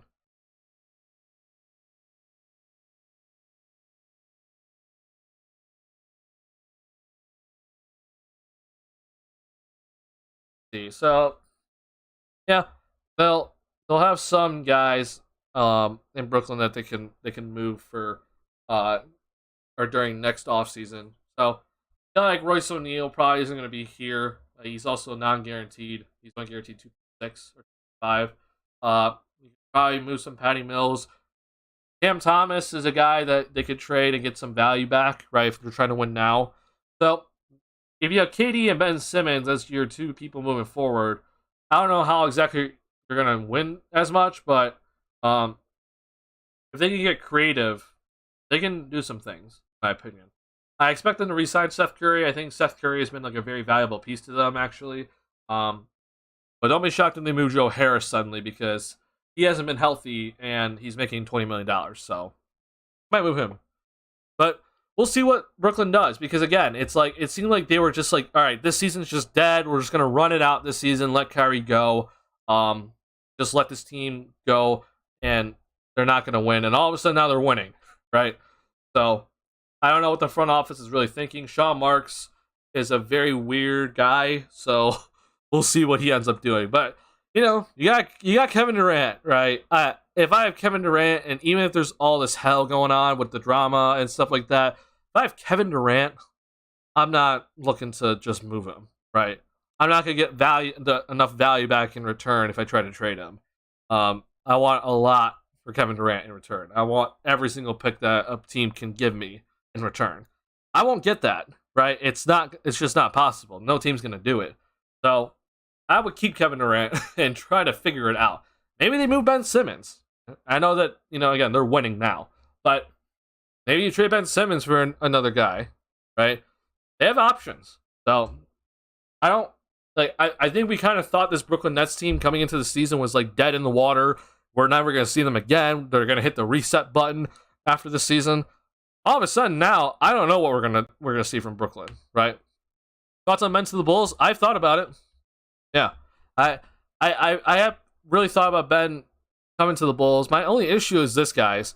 I personally like guys that I can trust to work on their game when no one's watching, right? I know with a guy, for example, like Ayo Dosunmu, right? He's working on his game when no one's there, right? Zach LaVine has been the definition of a gym rat. Like, every single time you hear people talk about Zach, like, the dude's always working, right? DeMar DeRozan, he's always working on his game. We see it all the time, okay? With Ben Simmons, I don't know if I can trust him to continue to get better, right? That's my only concern. I think Ben Simmons on this team, if he's playing the power forward position, which, again, we move P. Will to small forward, and in this hypothetical, we don't have DeRozan here. I think could be effective, right? I think he could be a very effective piece. But for him to get here, I would not want to give up a lot for him to come here. And obviously, if you're Brooklyn, you want a lot in return if you're trading Ben Simmons. So the fit to me would be nice, but to get him here, I think is too much. He just can't shoot, right? So I would not have him running the point guard position, right? I don't think Ben Simmons, running the point guard position is a good thing. I want him running the power forward, right? I don't want him running center either. I think him at center is not a good decision either. In small ball lineups, sure, he can play center, but not my starting center. I don't want him being my starting center. I do think, though, I do think that LaVine and Simmons together would be a good pair. Like, those two could work well together. It's more so like the rest of the team has to work out well, right? You need shooting at all the other positions because Ben doesn't shoot. So you can't have a center that's like a shot blocking center only. Which, again, that's possible. Like, that's very possible. But my biggest thing is that if to get him here, it costs too much, right? I'm not gonna trade for Ben Simmons if that means I'm trading Patrick Williams or I'm trading Zach LaVine, right? That to me does not make any sense. I'm not trading any of those guys to get Ben Simmons here. I would not even trade DeMar DeRozan at this point for Ben Simmons, right? If I'm trading DeRozan, I want something else. I don't want Ben Simmons, okay? Our star seems need to go on class, learn on strategy. What do you mean by that? Kuzma may want out of Washington. Yeah. Kuzma, in my opinion, 2023, he'll be a free agent. He is opting out of this player option, which is $13 million. He's going to get paid more than that easily. So, yeah, I think Kuzma, if the Bulls have cap space, I would want them to go get Kuzma. He's a very solid role piece, in my opinion. And I would love him for him to be on the Bulls. But, again, this is if the Bulls have cap space, which they're not guaranteed to have cap space this summer. Why don't we draft Dalen Terry in the first place? We're not going to use him to develop him. Front office knows we lack a three-pointer, and we have the ball not to pick a three-pointer. So let me talk to you, Paloopa, if I'm saying that correctly. In my opinion, whenever we draft, okay, in my opinion, you never draft based off of need, right? You never draft based off need. I don't care if you didn't make a 3 last season. You don't draft based off need. Okay, I'm not gonna go into the draft thinking I want a 3-point shooter. Okay, you never do that. You draft based off potential and best player available. Okay, now I understand that people are upset that Dalen Terry's not playing this season, or at least a lot of minutes this season so far. I don't expect that to honestly change. I did think that he might be in the rotation at some point this year, but it looks like that's not going to happen this year. That's fine in my opinion. But you always draft based off potential and best player available. You never draft based off need. So the Bulls not selecting a 3-point shooter in the draft to me is not an issue at all. I know a lot of Bulls fans would be like, "Why did we draft this guy? We already have this." If you have Clyde Drexler, okay, and Michael Jordan is available, you do not go ahead and draft Sam Bowie. Okay? The Portland Trailblazers made one of the worst decisions ever in drafting Sam Bowie because they had a shooting guard and they're like, hey, Michael Jordan, we don't need a shooting guard. Okay? To me, it's always you draft based off best player available and potential. Because at the end of the day, you'll figure out who the hell is the best player. And if you have two shooting guards, one of them's Clyde Drexler, one of them's Michael Jordan, you're going to keep Michael Jordan and you'll get rid of Clyde Drexler. Okay? Just to show you, like, you always draft based off potential. You never draft based off of need. Okay? So, for the Bulls are drafting Dalen Terry. Dalen Terry, in my opinion, he has some serious potential. He's young. He has some mechanic issues that I think is prohibiting his shot for being a consistent three-point shooter. And obviously, him being at 19 years old, like, he's going to make a lot of mistakes. And when we're trying to be a winning team, you can't have a rookie like him out there playing significant minutes. Okay?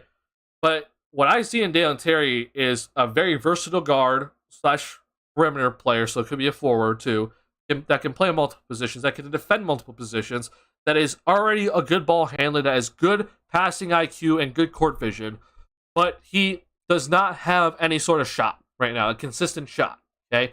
But if he can get a consistent shot, that dude can turn into one of the best two-way players in the league come in a couple of seasons, okay? I can see it in him. Not only that, I can see that he has that right mentality, because he already came out in one of his pre-draft workouts saying that when they redo the 2022 draft class, he's going to be at the top of the board, even though he got drafted 18th overall. That's the right mentality, and I love it. So, him going down to the G League, him working on his game, I think it's the right decision. And then, him getting spot minutes here and there, that's good for a rookie year. But I expect his development to just continue, just be gradual, but always going up. Because if he develops into what I think he can develop, we're looking at a guy that could potentially be known to be one of the best two-way players in the league. Okay? If he just develops a three-point shot now, I'm already thinking that he's a rotation player. But he needs to develop a little bit more, right? His body is very thin, okay? He needs to work on his body, get that upper strength all worked out, right? We don't need to throw him into the pack of wolves right now. He can develop. So, for example, let me just ask you this. The Warriors, they drafted Jordan Poole at, whatever draft selection that was, okay? They have Steph Curry. They have Klay Thompson. Why would you draft Jordan Poole? Why would you do that, right? Best player available. They saw potential in Jordan Poole. He went down to the G League for a year. Third year of his career, all of a sudden, that dude is a very big piece in them winning the championship last season, right? So, you never draft based off of need. Never do that. Jordan Poole has become a very, very important player, and what the Bulls are doing right now to Dalen Terry is what the Warriors did to Jordan Poole. Okay? It's gonna take a bit. We have to be patient, but I think this is gonna pay off in the end with Dalen Terry.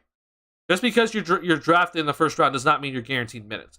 Io, for example, was supposed to actually go down to the G League, but due to the Bulls' injuries and him suddenly playing very well in spot minutes, we saw that he could help us now, right? He didn't need to go down to the G League. He has the IQ. Obviously, him being a 3-year college player helps.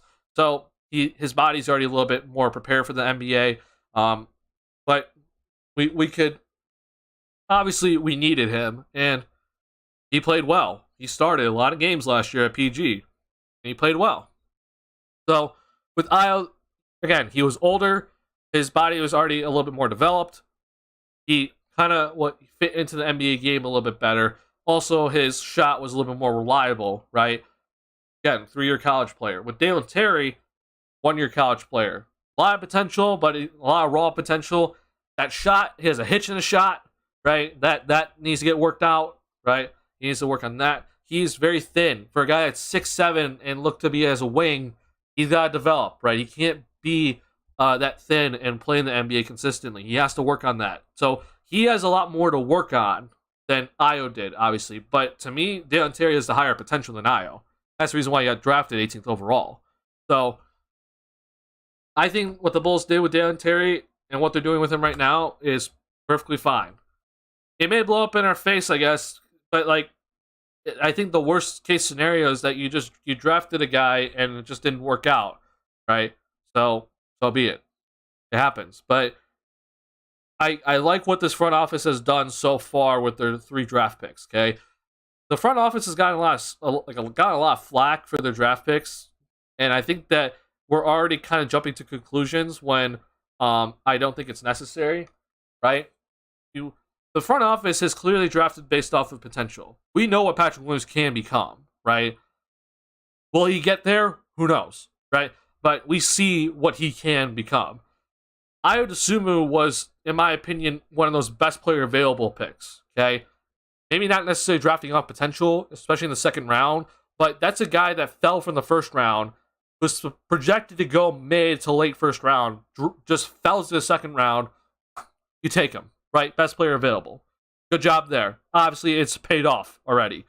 And with Dalen Terry at 18th overall, that draft class, let me tell you, I feel like the mock drafts were all over the place, right? I think Dalen Terry was like projected to go late first round. He went a little bit higher than expected, but we saw guys going all over the board on that draft that were just like, huh? Right? We see Dalen Terry's potential, right? The dude has already a lot of skills, but for him to hit his potential, he has to work on his body and work out some mechanic issues. If he does that, we're looking at a very, very good player. So I like what the front office has done with their draft picks so far. We're going to really see what these draft picks turn into come 5 years. That's when I think we can start grading draft picks, okay? But in my opinion, there's always value in every single draft. So I think that there's always value you can get in every single draft. And the front office, while they didn't have a first-round pick last year, in the 2021 draft, they drafted Ayo. He got value, right? And then with Terry this year, like I think that's a phenomenal pick. Yeah, Marco is right now the one player that it's like that's probably not working out too well. Okay, but we're talking about second round picks here, right? The odds of a second round pick working out is very slim, and they thought with Marco that with him being overseas, they could stash him for a year, see how he plays, potentially him being a little bit more ready. Clearly that hasn't been the case, but if you get a rotational player out of Marco, that's a win in my opinion. Obviously, he has not turned into that. He's still in the G League, and this is his second year in the NBA. So yeah, I think with Marco, we kind of also see the potential with him, right? We can kind of see where he's that big man that can handle the ball a little bit, that can do a little bit of everything, which is what you need in today's NBA game. He just hasn't turned out yet. But I've always said this though: big men always take a little bit longer to develop than perimeter players. They always do. Okay, so with Marco, I'm being a little bit more patient. I will say that he probably should not have been signed to an actual NBA contract. He probably should have been signed to a 2-way contract instead of the 3-year deal we gave him. But we'll see what happens with him. Why is Tony Bradley here? Waste of space. I think Tony Bradley's here honestly in case Vucevic goes down. So yeah, I think that's that. I have seen people say like, why don't we just cut Bradley and sign someone? You are right. If we cut Bradley and sign someone to a minimum, we won't be hitting the tax. But I know people have said Melo. I disagree with Melo. I don't think Melo's a good option for this team. I know it'd be like sign a 3-point shooter. You have to understand, like I feel like the NBA, like sure there's definitely some guys that got that were sent out of the league, right, to a little bit too early. And one of my favorite players, for example, is Nate Robinson. That was, I feel like, should have gotten a bigger opportunity to, play a little bit longer. But I feel like guys are free agents because they're free agents, right? Melo not being on the squad right now, kind of tell you where he's at in his career. The dude's not consistent, right? And he can bring some shooting, but I don't want to deal with him defensively at all. Give me a second.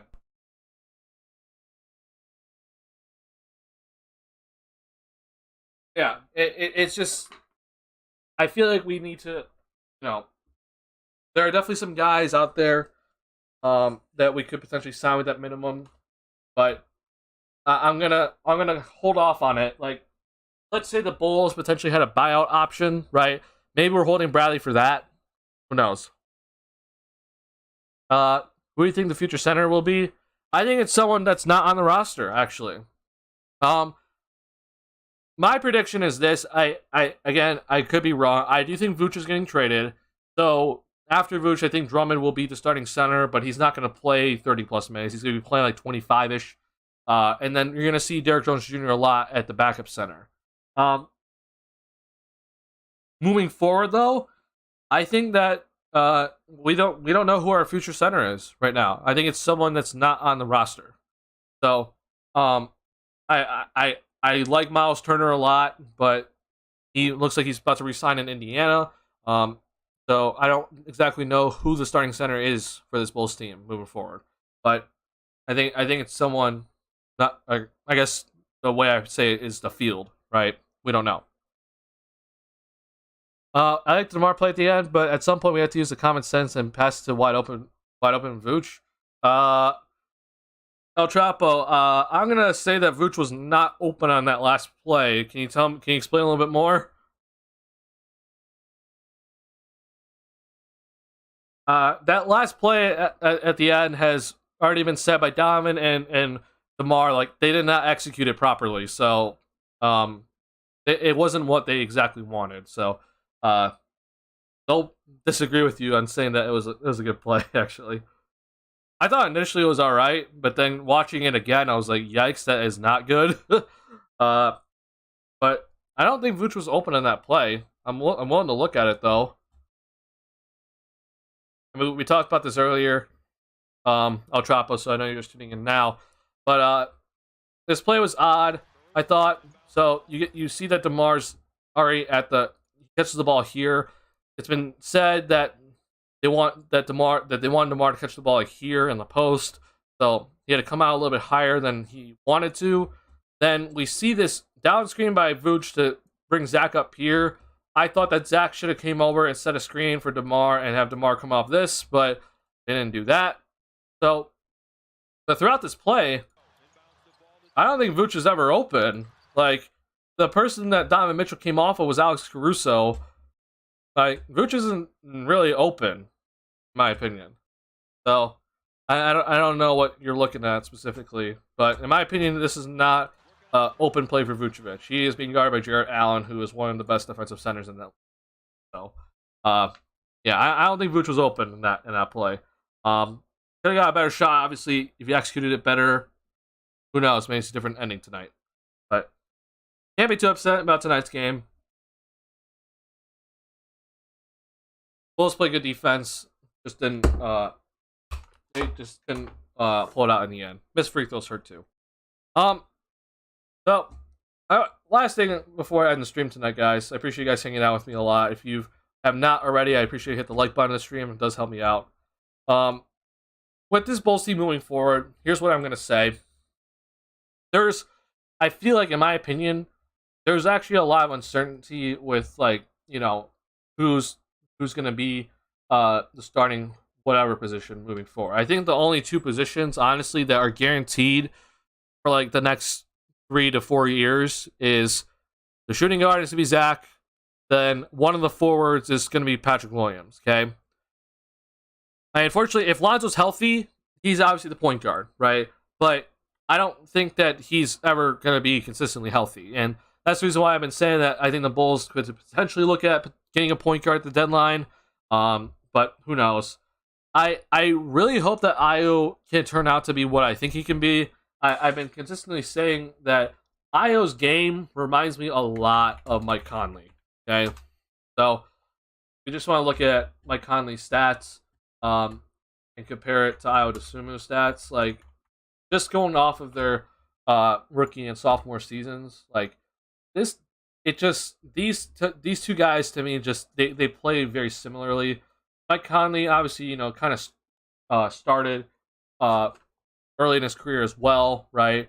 And we're seeing already Ayo kind of being thrust into the starting lineup early in his career. But just the way that they play is, in my opinion, very similar. Mike Conley's a well-known defensive guard. especially during his prime years. But just the way that they're kind of starting out their careers, right? Obviously, Conley a little bit better, but it looks very similar, right? But with Io, a little bit less steals, a little bit less assists, obviously less minutes per game for his sophomore year. But we didn't really see Conley start scoring until a little bit later in his career. But we always knew that Conley's a good defensive guard and a reliable point guard. And I came into this year thinking that Io was going to be taking a huge step forward, right? Because his rookie year was very, very good. Like, it was extremely impressive, right? His rookie season was something that was so impressive because of his efficiency and, him being a rookie and suddenly starting at point guard, and he's hitting big shots. We saw that he can already hit the mid-range shot off the dribble. Like, that's huge. And so I thought coming into this year, especially seeing that he was working on his three-point shot, that he'd be taking a big step forward. And then if Lonzo could not play, I thought our point guard position was kind of set in stone for at least this season. But we saw, obviously, Caruso took over to start a couple of games. Now I was back in the starting lineup, so maybe tonight was a good start for him, where he scored 19 points in one and played well on both ends and was great in transition. So maybe this is a little bit of a jump start for him. But unfortunately, he has kind of hit that sophomore slump, right? That we're all kind of worried about, which we've been seeing around the league. Scotty Barnes is in a horrible sophomore slump. Evan Mobley overall has been kind of inconsistent. But Mobley's still been playing overall good, just not as big of a jump as we expected. But yeah, with Io, the contract situation, if let's say he started every single game and he played very, very well, averaging close to 12 to 13 points per game, the contract situation would have been weird because if you want to watch my video on it, I'm going to bring up my channel here. Like, the contract situation would have been odd, and I talked about it with I broke it down on this channel about how he would be looking to get paid a serious payday. Okay, so watch this video if you're interested in Io and his contract situation.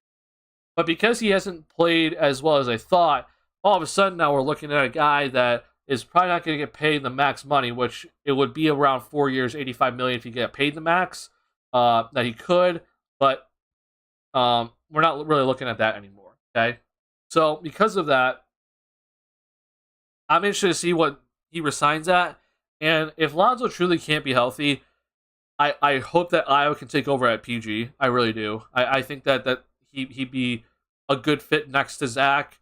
MP Will moving forward, obviously, defensive guard first, but has shown the ability to play make very effectively and pushes the ball in transition very, very effectively, and something that I appreciate with Io a lot. So I hope that he can turn into that sort of starting point guard. Not saying all-star, just starting point guard.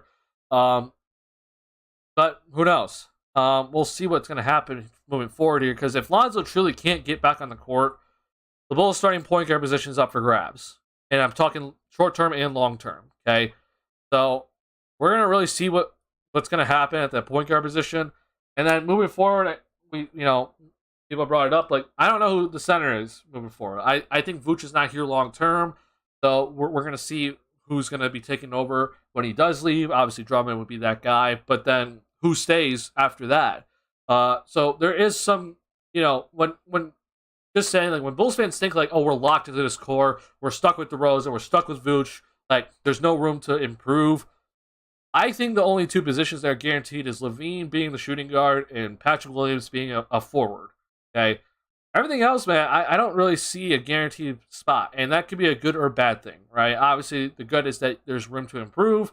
The bad is that, there's no guaranteed positions or no guaranteed certainty at these positions. So I'm just gonna be interested to see what the Bulls are doing at this trade deadline, because they could potentially trade for Emmanuel quickly or a guy at the PG position that has some potential. Perhaps we draft a center upcoming draft. Sure, yeah, I wouldn't be opposed to drafting a center if the Bulls have if the Portland pick goes to the Bulls this year. I'd be fine drafting a center, wherever it is. So that's fine. It's just again, best player available in my opinion, and you draft based off potential, not off of need.